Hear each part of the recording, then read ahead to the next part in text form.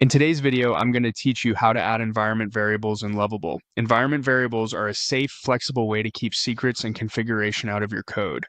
Instead of hard coding things like API tokens or database URLs, you put them in a .env file and reference them from your application.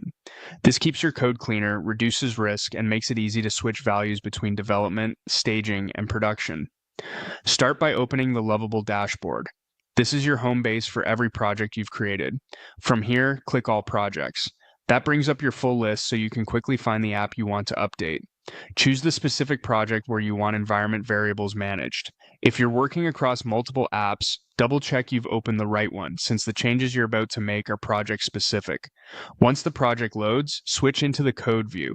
This is where you can see your files and interact directly with your code base. In the code view, open Ask Lovable.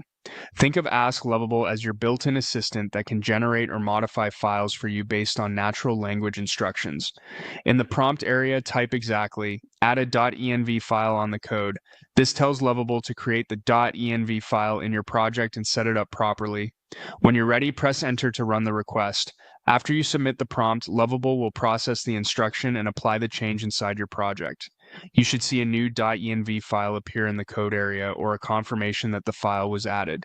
It may include placeholder keys ready for you to fill in. Keep in mind, environment variable names are usually all caps with underscores, like example key or service URL, but you can name them in a way that's meaningful to your app. A key best practice: never paste real secrets into public places or share them in screenshots or recordings. Typically, .env files are kept out of version control, so sensitive values don't get committed, and you should only add real values in a secure context. If you don't immediately see the file, give it a moment and check the file tree in the code view. The result of your instruction will appear right there. That's all it takes. Open the dashboard, click All Projects, select your project, go to Code, open Ask Lovable, type add a .env file on the code, and press enter. You've just set up environment variables in Lovable the safe, scalable way.